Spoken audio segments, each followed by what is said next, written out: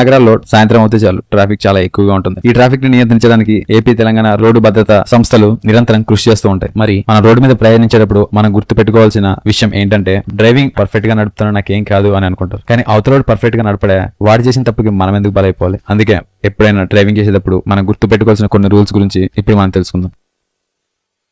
Road మధ్య ఉన్న divider వరకు ఒక క్రాసింగ్ మరియు ఆ తర్వాత రోడ్డు ఒక క్రాసింగ్ గా భావించి క్రాస్ చేయాలి. అంటే మీరు డివైడర్ వైపు వెళ్లేదాకా వెహికల్స్ ఎటు నుంచి వస్తున్నాయో అటు చూసుకుని నడవాలి. మరియు ఆ డివైడర్ నుండి అవతల రోడ్డుకి వెళ్లేటప్పుడు వెహికల్స్ ఇటువైపు వెహికల్ ని చూసుకొని రోడ్డు దాటాలి. నెంబర్ 2, స్కూల్ క్రాసింగ్ లో కూడా ట్రాఫిక్ పోలీసు లేదా స్కూల్ వాలంటరీ సిగ్నల్ చూపిన తర్వాతే స్కూల్ పిల్లలు రోడ్లు దాటాలి. నెంబర్ 3, పాదచారులు అంటే పెడిస్ట్రియన్స్ రోడ్డు మీద నడుచుకుంటూ వెళ్లేవారు. వారు జీబ్రా క్రాసింగ్లలో రోడ్డు దాటుతున్నప్పుడు తప్పనిసరిగా వస్తున్న వాహనాల్ని ఆపాలి. నెంబర్ 4, నడిచినప్పుడు గానీ మోటార్ వాహనంలో వెళ్తున్నప్పుడు గానీ చేతి సిగ్నల్ చూపుతూ ప్రయాణించకూడదు. మనలో చాలా మంది యూటర్న్ తీసుకునేటప్పుడు సిగ్నల్ ఎందుకులే బ్యాటరీ బొక్క అని చేయడం పెడుతూ ఉంటారు. ఒకవేళ మీ బండికి సిగ్నల్ పనిచేయకపోతే మీరు సిగ్నల్ వచ్చి గానీ అన్ని పనిచేసిన చేతులు అక్కడిక్కడ పెట్టి మీ బండి బ్యాలెన్స్ అయిపోయి పడిపోయేలా చేసుకోకూడదు. నెంబర్ 5, మీరు రోడ్డు దాటేటప్పుడు ముందు కుడివైపు చూస్తూ తర్వాత ఎడమవైపు చూడాలి. మరలా కుడివైపు చూస్తూ రోడ్డు దాటాలి. నెంబర్ 6, జీబ్రా క్రాసింగ్ గుర్తులు ఉన్న చోట మాత్రమే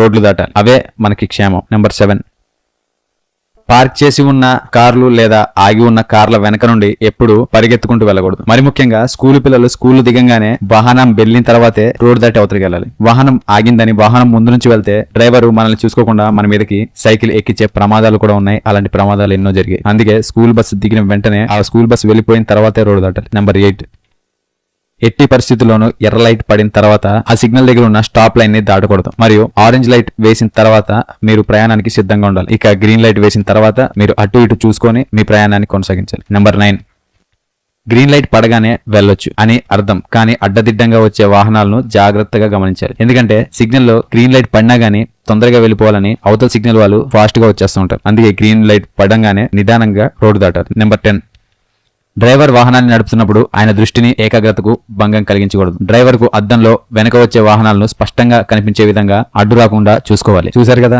ఇప్పుడు చెప్పే విషయాలు మీ అందరికి తెలిసే ఉండొచ్చు అని అనుకుంటారు. కానీ మీ పిల్లలకి మీరు కూడా చెప్పాలి కదా, రోడ్లు ఎలా దాటాలి, రోడ్ల మీద వాహనాల్ని ఎలా నడపాలని. చూశారు కదా, మనం రోడ్ల మీద ఉన్నప్పుడు మనం ఫాలో అవ్వాల్సిన కొన్ని రూల్స్ గురించి మీకు తెలియని కొన్ని ఆసక్తికరమైన విషయాలు ఈ వీడియోలో. Thank you for watching. 1,79,000 people ఈ రోడ్ యాక్సిడెంట్ లో చనిపోయారు. అట్లాగే మన ఏపీలో అయితే 19,000 యాక్సిడెంట్స్ అని, around 8,000 people died in road accidents. అంటే 43% ఏమొస్తుంది. సో వీటన్నిటికీ ఏంటి ఇంతకుముందంటే ఇటువంటి ప్రోగ్రామ్స్ మీ స్కూల్ దాకా వచ్చే వాళ్ళం కాదు, ఏదో మేము ఇది చేసే వాళ్ళం కానీ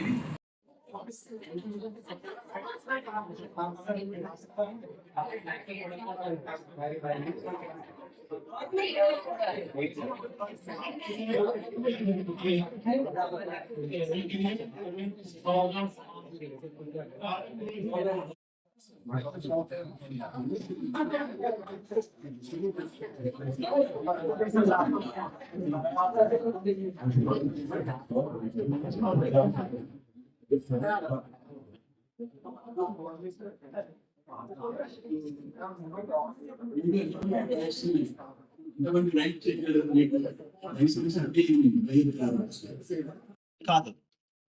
చాలా అంటే ప్రతి సంవత్సరం వాళ్ళ తల్లిదండ్రులకి ఒక ఆవేదన మిగిల్చడం అనేది మనం చూస్తున్నాం. కాబట్టి ఇటువంటి ఒక మంచి ప్రోగ్రామ్ ని మన కాల తయారు చేస్తే దానికి సర్టిఫికేషన్ సిఐఆర్పి వాడు కానీ ఏఆర్ఐ వాడు ఫస్ట్ వాడు కూడా డ్రైవ్ చేసినప్పుడు హెల్మెట్ పెట్టుకోవాలి.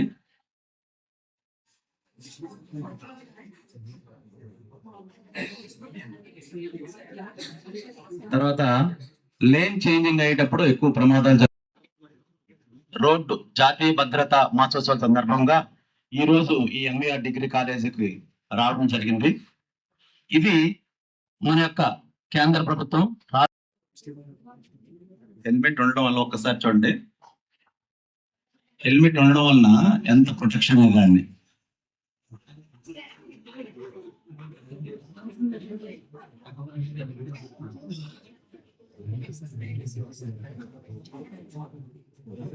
దేశానికే ఒక తీరని లోటు, అంటే ఆర్థికంగా కానీ సామాజికంగా కానీ ఒక కుటుంబం ఒక ఆ వయసులో ఉన్నటువంటి కుర్రవాళ్ళు చనిపోయినా లేదా ఒక రూపంలో పెద్ద చనిపోయినా ఎంత నష్టం జరుగుతుందో అంతే నష్టం ఈ దేశానికి జరుగుతుంది. సో ఈ నష్టం జరగకూడదు. ఈ నష్టం అనేది టోటల్ జీడిపి మీద ఎఫెక్ట్ చూపిస్తుంది దేశానికి. అంటే డ్రైవ్ చూస్తూ ఉంటారు కదా మీరు, పోలీసులు చెక్ చేస్తూ ఉంటాం మేము. అది మీకు ఎక్కడికి వెళ్ళినా టౌన్లో ఇప్పుడు అదొక పెద్ద ఇది అనమాట. అదొక సబ్జెక్ట్ మాకు మీలాగానే. డ్రంక్ అండ్ డ్రైవ్ ఒక సబ్జెక్ట్ అనమాట. 6 కాగానే రోజు ఎన్ని కేసులు రాసాము అదే. తర్వాత హెల్మెట్ పెట్టకపోతే కేసులు బుక్ చేస్తున్నాం. నియర్లీ మన వైజాగ్లో 2 lakh కేసెస్ బుక్ చేసాం. మరి మీరు ఎవరైనా ఎక్స్పీరియన్స్ అయ్యారో లేదో నాకు తెలియదు. అయ్యారు ఎవరన్నా? 1000 రూపీస్ కట్టారు ఎవరన్నా? ఫైన్ కట్టలేదా? కట్టే ఉంటారేమో ఒకళ్ళిద్దరు. సో అంత సివియర్ గా మేము ఏంటంటే ఈ